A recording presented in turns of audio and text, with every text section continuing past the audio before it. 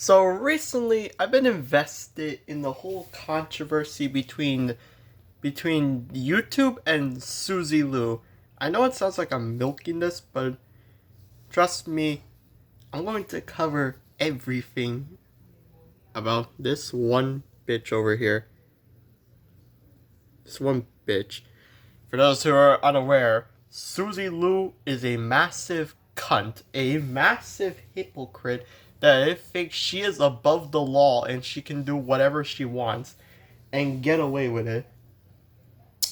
Well, I think we need to crack down a few pegs to really show that Suzy Lou is not the most powerful person in the world. Like, seriously, you think Suzy Lou is the most powerful person on the internet? Think again, there are more powerful people than you are. What, with your whole Giga Chad meme and whatever. Fan base of mostly older men by reacting to various animes such as Naruto and My Hero Academia.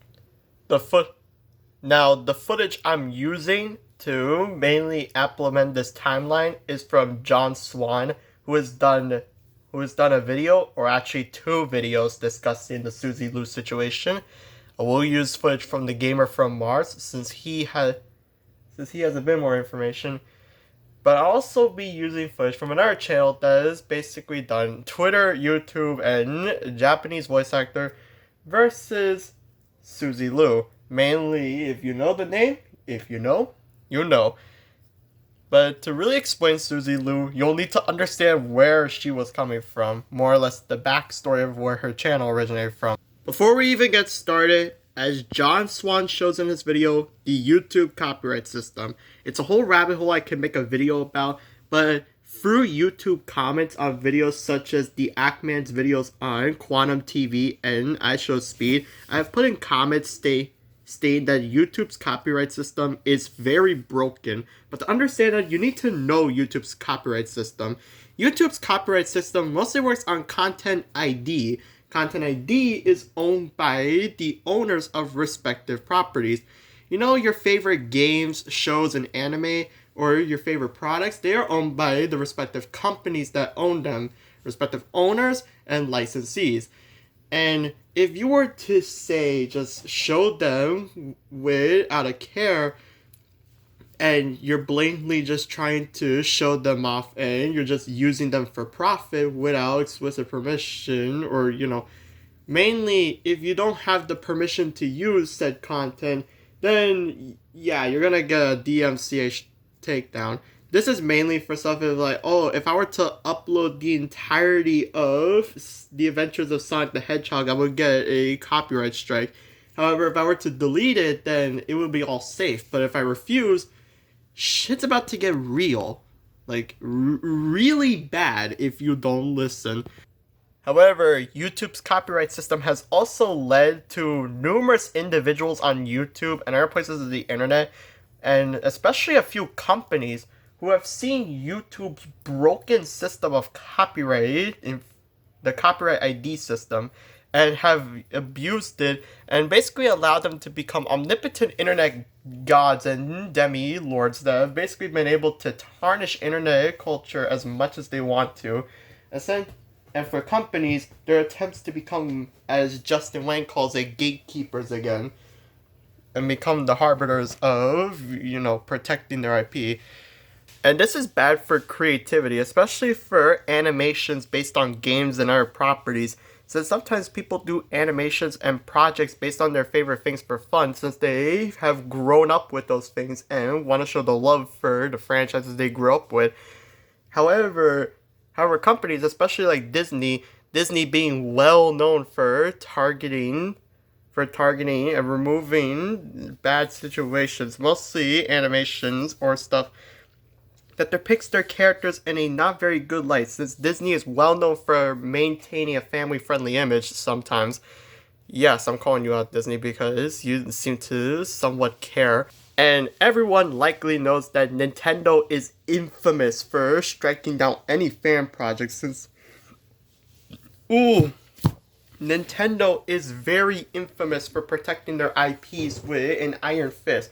You dare upload a fan project, Nintendo is about to strike you and possibly even take you to court, or, on the rare cases, send you to prison. Because apparently Nintendo can just do that somehow. They have a lengthy lawyer team that YouTuber Etika calls Nintendo Ninjas for how invasive they are. Pay respects to Etika. I am diverging off. Now, Suzy Lu's channel was something. Suzy Lu began her YouTube career in the mid-2010s. The mid-2010s was a ravagely time-changing era of YouTube. The edgy era was ready to wrap up its final seedings. YouTube's infamous Copa situation began, and the YouTube Kids phenomenon of extremely sexual kids content on YouTube was finally getting taken out, with YouTube issuing the largest removal system they have done in years. And while this was all good, this led to many drawbacks, such as any kind of thing with animation being dubbed for YouTube Kids, basically turning this into the whole 4Kids entertainment censorship situation all over again. Which, let's face it, nobody likes 4Kids, because at that point, the only thing I remember of 4Kids is the 4Kids. It's the 4Kids One Piece rap. Oh, good lord. The mid-2010s was also something. Suzy Lu would debut, along with, much later, Steejo. Now, Suzy Lu is a self-proclaimed businesswoman, which makes no sense. And early on, she wasn't in much controversy. She was a fine YouTuber that didn't have a lot of shit about her. Except for one time where she trashed UK McDonald's employees for bettering for higher wages, with Suzy Lu making a sort of controversial remark saying you should actually get a decent job and not to expect your hopes up, which was kind of mean and inappropriate for all the McDonald's employees out there. Pay respects to the McDonald's employees in the UK. I feel bad that they had to get trashed by an absolute whore known as Suzy. Now, the first real controversy of Suzy Lu originates with Mark After Dark. He was one of the first people that really started becoming the sort of precursor to the whole Suzy Lu saga. When Mark After Dark would do a video on PlayStation VR's then most popular title, The Last Guardian. If anyone even remembers that game, because I've never even heard of it until seeing the Suzy Lu video, and I'm pretty sure barely any people know about it, nor do people even care to remember, because it was kind of forgotten. PS5 Dreams has really taken up that whole spot, and Five Nights at Freddy's is really taking up this PlayStation VR slot anytime. Anyways, the whole situation with Mark After Dark, all because Mark After Dark used a clip from Suzy Lu's gameplay of The Last Guardian PSVR for the intro of his Let's Play. And I'm gonna play the clip from John Swan's video. More or less, this is the re-upload on BitChute that you can also find on our website. And here's said clip. And her reaction. Oh, please don't tell me that's the end of it. No! I want to spend the rest of my life like that. It feels so real. It's not fair. It's not fair. That's been time. Because it was so amazing. What the fuck? Stop it. Get some help. Yes, apparently that clip that I showed you was apparently enough to cause this whole saga to begin unraveling. You could say the McDonald's UK situation controversy was the one to really start the saga, but I think the Mark After Dark one was the one that truly kickstarted this long, almost over half a decade saga of Suzy Lu being an absolute bitch and controlling whatever she sees as hate speech. And trust me, hate speech is a recurring thing during the Suzy Lu saga. It is a mess. And because there's so much, I'll maybe have to make this into a set-part series. And if you know my videos talking about Amy's Baking Company and Copper Stallion Media, where my content was less focused on what it is nowadays, that I can honestly tell you that this is sort of me coming back to that formula, but taking on subjects I wanted to talk about, but I didn't feel brave enough to do. But fuck it, I'm doing it now because, yes, don't worry, I got some other stuff. I'll eventually talk about the quantum TV and IShowSpeed situations in my own way, while of course giving proper credit to people that made the video so I can use them for information.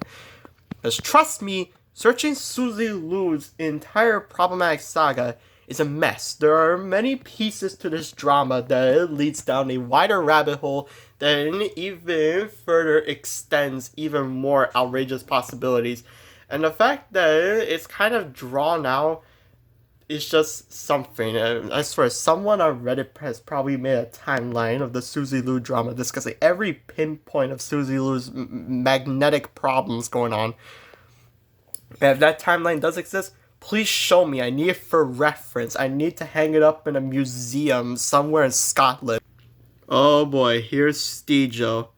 This fucking cunt of a person.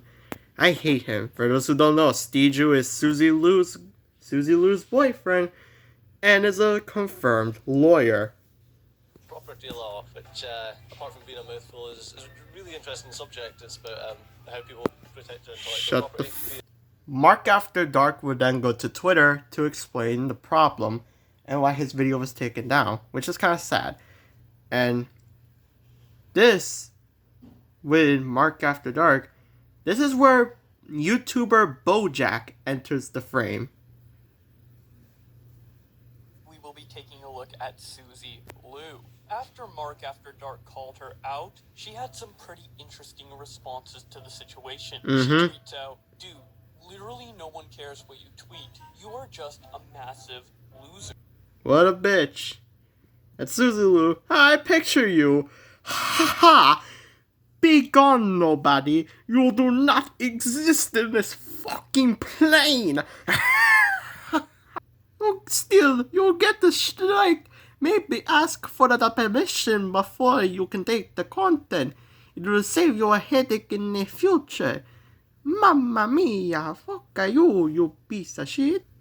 Thanks for the views anyways. Boy Z must suck seeing such a noob get so much attention on your beloved game while you nerds sit in your mom's basement getting zero these nuts. And then the most infamous of Suzy Lu's medical attacks on Mark After Dark. I own the copyright to my face, which is what you used without permission. You were clearly desperate to use someone who gets views to help your video get a boost. Lol, too bad. Obviously, Suzy Lu is a fucking piece of shit and is clearly on some kind of power trip because apparently her face is copyrighted material. What? I'm sorry. When does your face become copyright? When does that ever happen? Have you seen someone say that their face is copyright? Because I don't remember that the rules of copyright infringement ever state, nor do the books of copyrighted material ever state that someone's face can be copyright material. What?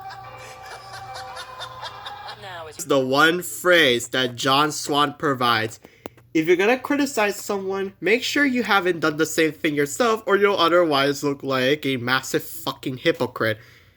And that's exactly what Suzy Lu is.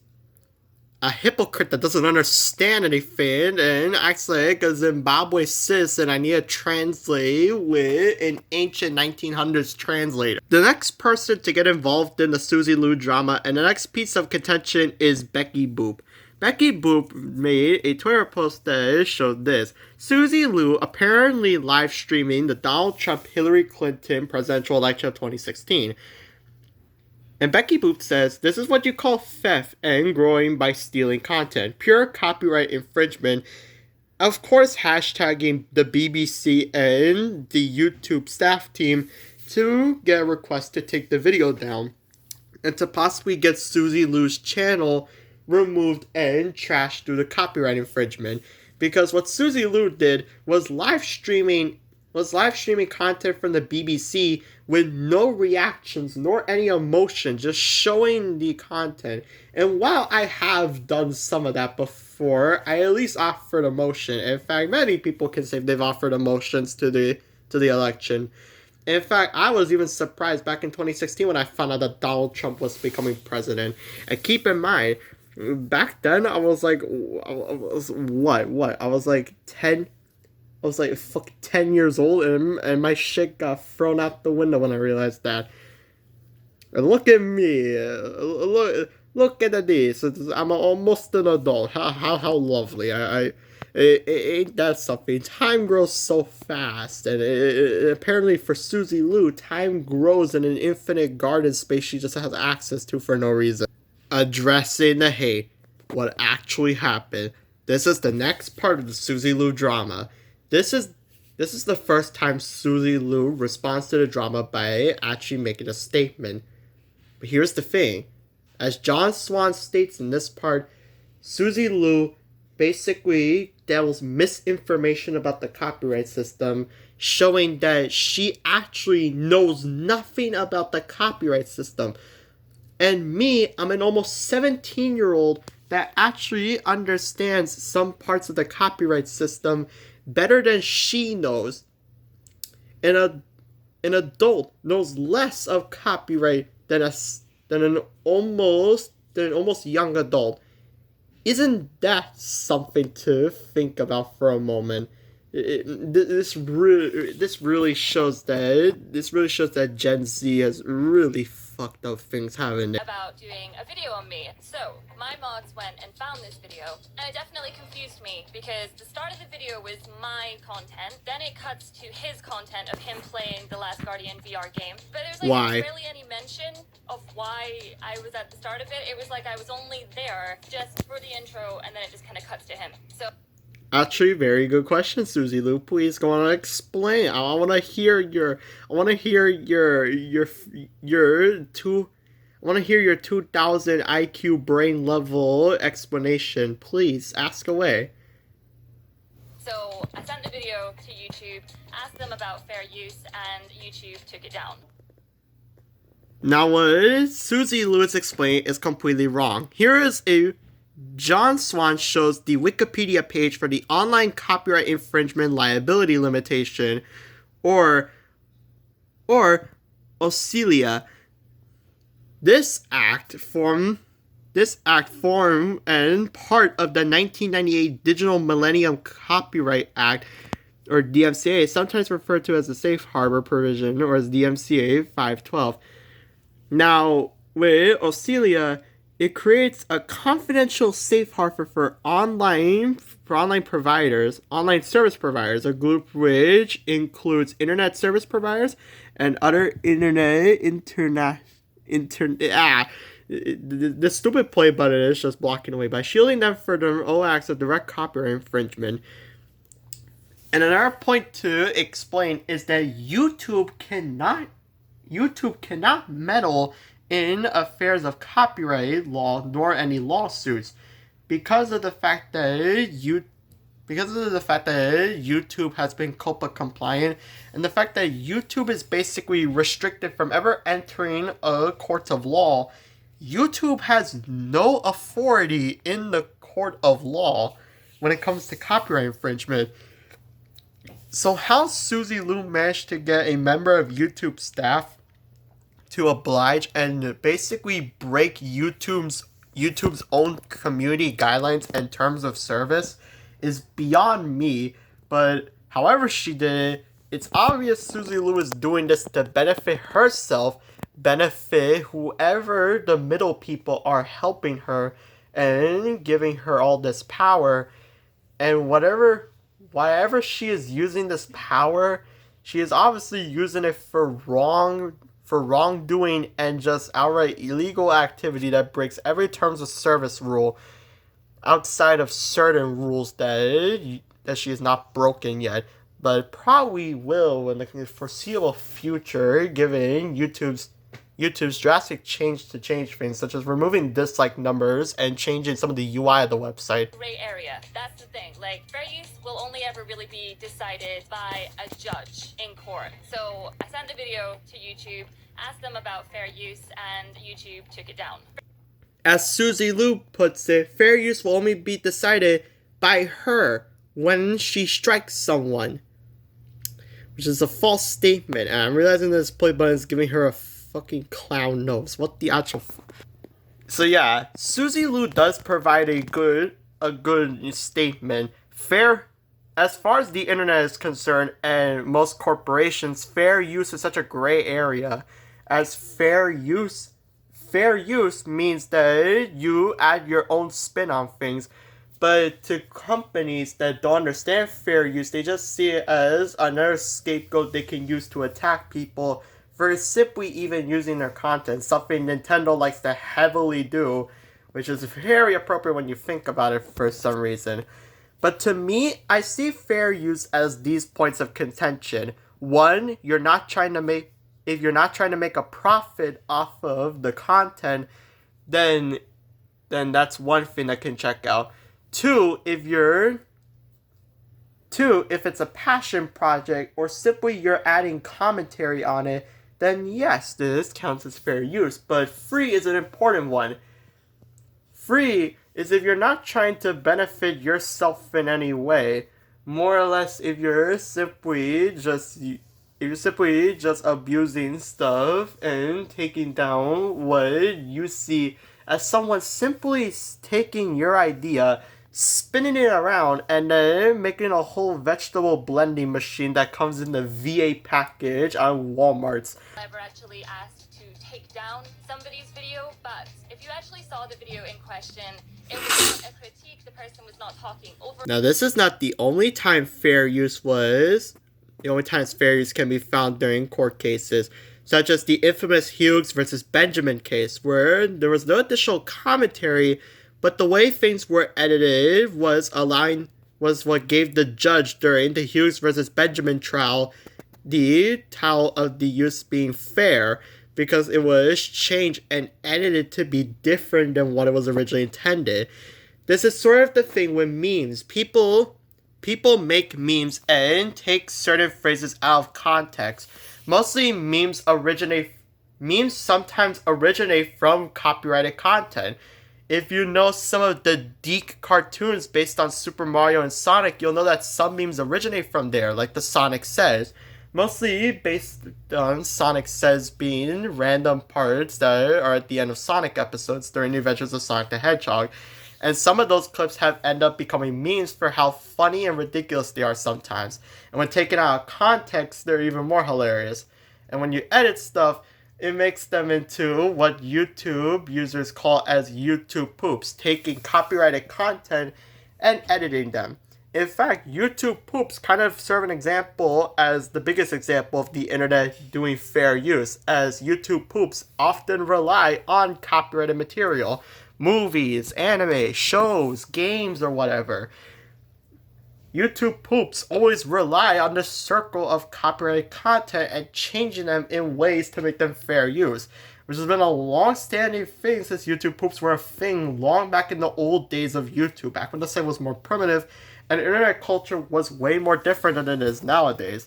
About this since Monday, and at no point has it fallen under fair use. Aha! Yeah, sure. All of Suzy Lu's research. More like absolutely zero research, to the point I'm gonna say.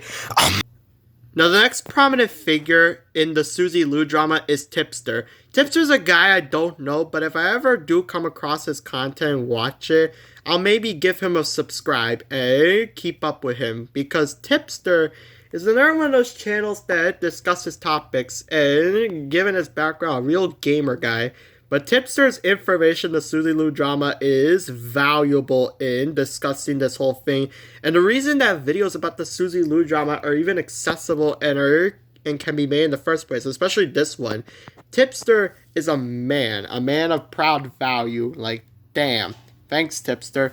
You really gave me a tip on how to figure that out, and you gave others a good tip.